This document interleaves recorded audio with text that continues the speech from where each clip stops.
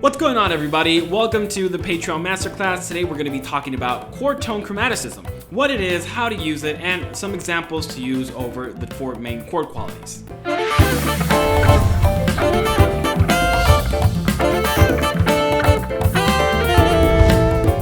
So first of all, chord tone chromaticism is when we use chromaticism between chord tones, right? Pretty much a simple explanation, but to be a little bit more specific, it's when we target from one chord tone to the next in our phrasing and we're trying to use chromaticism to get between those notes, right? Usually when we are using chord tone chromaticism, they tend to go in the line of extensions. So let's say you wanted to create a line that has chromaticism, you would use it either between the root or the third. You wouldn't use it all the way from the root all the way to the seventh. With that in mind, using chromaticism between chord tones can be a really powerful tool to incorporate in our playing. And today I'm going to show you a couple examples on how to create chromatic lines between chord tones and extensions. So first of all, I would love to identify where the chord tone chromaticisms are. This means that we're going to be looking at the four main chord qualities and looking at how the extensions would work for each one. Let's start off with the major chords. So first of all, major chords have extensions all the way up from the 9th to the 13th. All the chords that we're going to be working on have these extensions. Now, the difference is that with major chords, we tend to go from the root to the 7th, but once we start extending here or using the extensions, we get the 9th, the sharp 11th, and the 13th. So we add the sharp 11th because if we had a natural 11th, it would be dissonant with the third of the chord. Look at the example. This is with the natural 11, and this is with a sharp 11. The natural 11 gives us a little bit more of an edgy sound that doesn't really go well with the major 7 chord. However, the sharp 11 does. So when treating the chromaticism, we have to have that sharp 11 in mind. These would be the extensions: root, third, 5th, 7th, 9th, sharp 11, and 13, making up the 13th sound.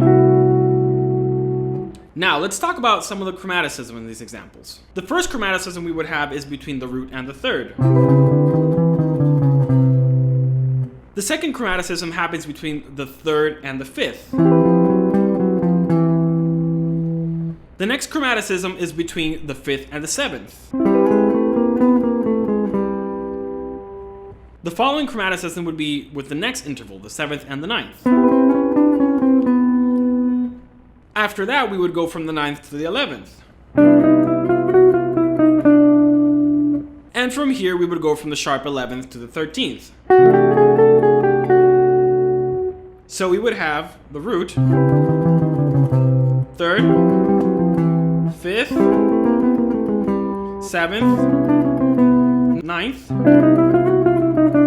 sharp 11. Now, for dominant chords, it's going to be a little bit different. Since we do have the flat 7th, we now have access to playing the regular 11th because it doesn't clash with the third in this case. It becomes a natural 11th.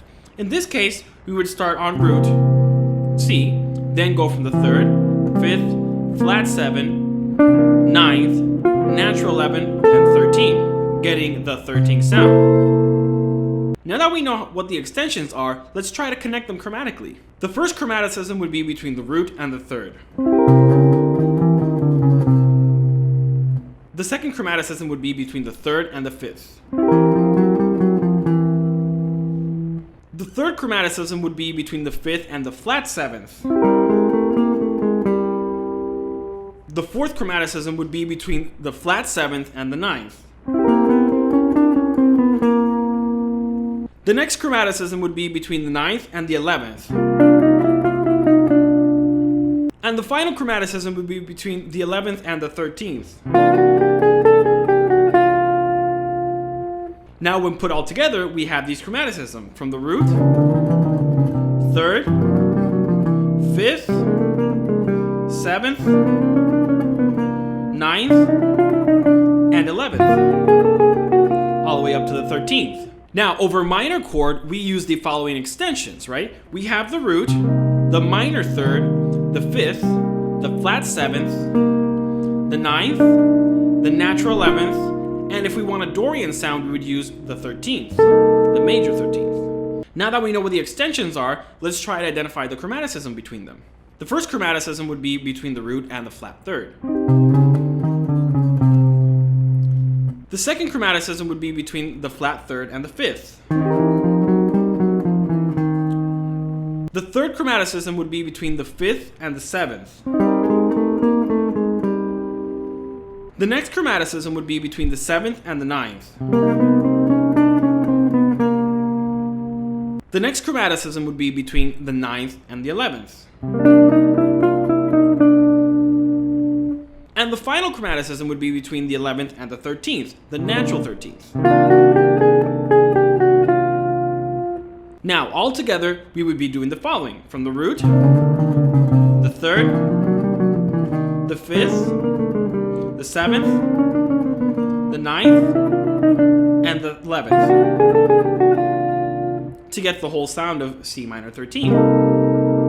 Finally, over half diminished chords, we would use the following extensions. So we would start out with the root, then follow up with the flat 3, then go to the flat 5, which is going to give us the diminished fifth, which is the most important quality of the half diminished chord. From there, we're going to go to the flat 7th, and since we're going to use it based off of the Locrian scale, then we're going to go to the flat 9th. After that, we're going to go to the A11th, and then we're going to end up in the flat 13th. The first chromaticism for half diminished chords is going to be from the root to the flat 3. The second chromaticism is going to be from the flat 3rd to the flat 5th. The next chromaticism is going to be from the flat 5th to the flat 7th. The next chromaticism is going to be from the flat 7th to the flat 9. After that, we're going to use chromaticism between the flat 9 and the 11th. And our final chromatic point is going to be from the 11th to the flat 13th. So altogether, the chromaticisms for the chord tones and extensions of half diminished chords would be the following: from the root, third, flat 5, flat 7, flat 9, and 11 to flat 13. Cool, so now we've identified all of our chromaticism points over the four main chord qualities. Now, I would love to show you guys a couple of examples that we can use for each one of these chromaticisms. The following part of the video is just going to be a little play along where I'm going to play a normal speed version of the lick, and then I'm going to play a slower speed version of the lick. You guys can follow on and feel free to hit pause or play to learn these stuff.